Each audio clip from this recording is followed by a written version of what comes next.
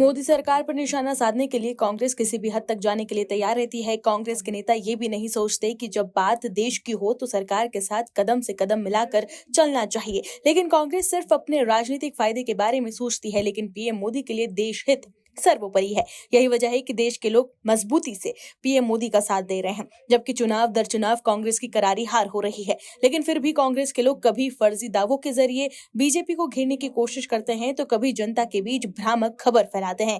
लेकिन अब विपक्ष के लोग भी पीएम मोदी और सरकार का साथ दे रहे हैं, जो कि कांग्रेस के लिए किसी झटके से कम नहीं है। क्या है खबर, बताते हैं आपको इस रिपोर्ट में। दर्शकों, अमेरिका और ईरान के बीच सीज फायर को लेकर हुए समझौते पर कांग्रेस के नेता पीएम मोदी पर निशाना साध रहे हैं। जयराम रमेश और सुप्रिया श्रीनीत सोशल मीडिया पर पोस्ट करते हुए सरकार को घेर रहे हैं। जयराम रमेश ने लिखा कि युद्ध विराम कराने में पाकिस्तान की भूमिका प्रधानमंत्री मोदी की व्यक्तिगत कूटनीति के सार और शैली दोनों को करारा झटका है। जयराम रमेश ने प्रधानमंत्री मोदी और सरकार पर हमला करते हुए ये भी कहा कि विदेश मंत्री ने पाकिस्तान को दलाल बताकर खारिज कर दिया, लेकिन अब स्वयं घोषित विश्व गुरु पूरी तरह से बेनकाब हो गए हैं। उनका खुद का घोषित 56 इंच का सीना सिकुड़ गया है। वहीं सुप्रिया श्रीनीत ने एक्स पर लिखा है कि पूरी दुनिया 2 हफ्ते की सीज फायर का स्वागत करती है। इस दुनिया को शांति की जरूरत है, युद्ध की नहीं। लेकिन ईरान और अमेरिका के बीच इस 2 हफ्ते के सीज फायर को करवाने में पाकिस्तान की सक्रिय भूमिका हमारे लिए चिंता का विषय है। एक ऐसा देश जो आतंकवाद को पनाह देता है और आर्थिक दिवालियेपन की कगार पर खड़ा है, आज वैश्विक राजनीति में एक अहम खिलाड़ी बन गया है, जबकि भारत इस पूरे मंच से नदारद रहा। इसे एक छोटी मोटी घटना मानकर नजरअंदाज करना बेवकूफी होगी।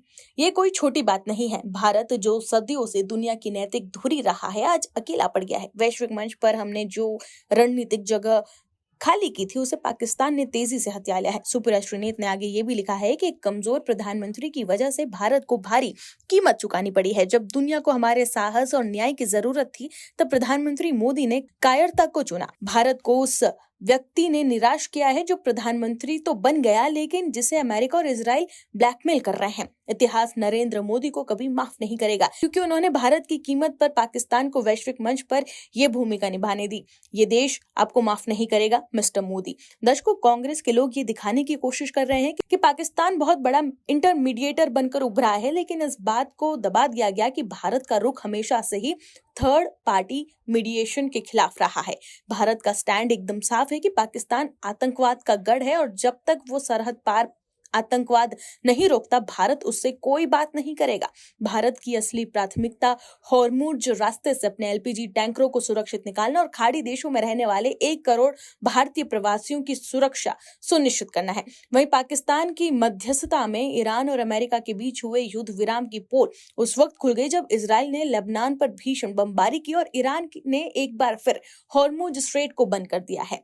अब दलाल बने पाकिस्तान का पूरी दुनिया में इस वक्त मजाक उड़ाया जा रहा है। इसी कड़ी में शिवसेना उद्धव गुट की सांसद प्रियंका चतुर्वेदी ने पाकिस्तान की चुटकी ली है। साथ ही भारत की कूटनीति की उन्होंने तारीफ की है। शिवसेना सांसद प्रियंका चतुर्वेदी ने गुरुवार को सोशल मीडिया प्लेटफॉर्म एक्स पर युद्ध विराम के बाद भी इजराइल के लेबनान पर हमले और हॉर्मुज स्ट्रेट बंद होने पर पाकिस्तान की चुटकी ली। उन्होंने एक्स पर लिखा है कि पाकिस्तान की मध्यस्थता करने की क्षमता उतनी ही है जितनी वहां पर मौजूद आतंकी शिविरों को समाप्त करने की क्षमता। यही नहीं, प्रियंका चतुर्वेदी ने पाकिस्तान की अर्थव्यवस्था पर भी चुटकी लेते हुए कहा कि पाकिस्तान की जीरो अर्थव्यवस्था की तरह ही उसकी मध्यस्थता कराने की क्षमता जीरो है। वहीं प्रियंका चतुर्वेदी ने अपने एक दिन पुरानी पोस्ट भी शेयर की, जिसमें उन्होंने उन लोगों को जवाब दिया था जो ईरान अमेरिका युद्ध में भारत की भूमिका न होने पर नई दिल्ली की कूटनीति पर सवाल उठा रहे थे।